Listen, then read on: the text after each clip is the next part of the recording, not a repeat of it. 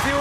Kanina ay nanalo ng 100,000 pesos ang Team Double V. Kaya kung papalarin, ay mag-uwi po sila ng total cash prize of 200,000 pesos. Eto na, may 20,000 pesos din po para sa napili ng charity. Ano po napili? Yung Battle Against Ignorance Foundation. So, Battle Against Ignorance Foundation. At sa kasalukuyan, si Ma'am Donna ay nasa waiting area. So, it's time for Fast Money. Give me 20 seconds on the clock, please. Sa school reunion, ayaw mong kausapin ang isang taong lumapit sa iyo. Anong excuse ang sasabihin mo para makatakas ka? Iihi. Okay. Wala kayo sa lolo ko. Ang lolo ko, kung lumangoy, parang blank. Dolphin. Posibleng mahulog sa clown kapag tumalon-talon ito. Ilong. Salitang pwede mag-describe sa school principal. Stricto. Naabutan ka ng ulan sa bukid, anong gagawin mo? Wala. Let's go, ma'am. So, sa school reunion, ayaw niyo pong makausap yung taong lumalapit. Siguro makulit.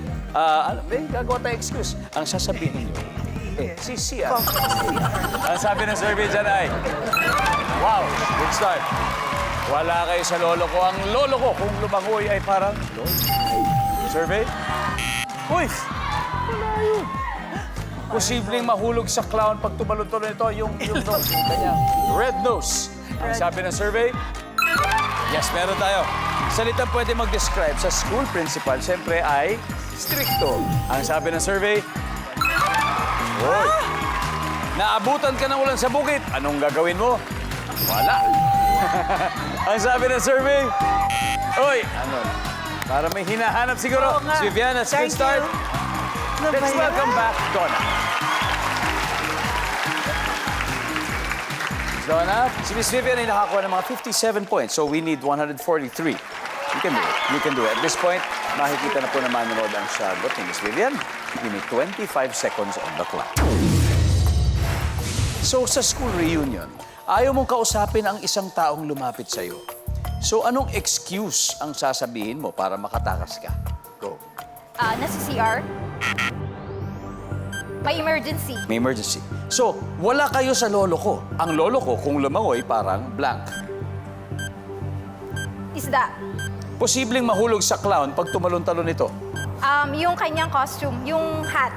Salitang pwede mag-describe sa school principal. Masungit. Naabutan ka ng ulan sa bukid, anong gagawin? Sisilong sa puno. Miss Donna, we need 143. So, eto wala kayo sa lolo ko. Ang lolo ko, kung lumangoy, ay parang isda. Ang sabi ng survey dyan, top answer! Sa school reunion, ayaw mong kausapin ng tao lumapit sa'yo. Ang excuse na sasabihin mo para makatakas ay may emergency ka. Ang sabi ng survey, ay, wala. Ang magsi-CR, yun ang top answer. Yung sinabi niyo po. Posibleng mahulog sa clown pag tumalon-talon nito. Ang sabi niyo ay ang sombrero, ang costume. Ang sabi ng survey, yan. Ang top answer dito ay wig. Yung wig, yung buhok. Salita pwede mag-describe sa school principal. Sabi niyo ay masungit. Ang sabi ng survey. Top answer! Nabutan ka ng ulan sa bukid, anong gagawin mo? Sisilong sa puno. Sasabihin ko na sa'yo, ito ang top answer. Pero ang tanong, sapat pa ito para makuha natin ang 200. Yan ang top answer. Sana umabot ako! Survey! Pakita mo nga! 51! Maybe 51, yeah.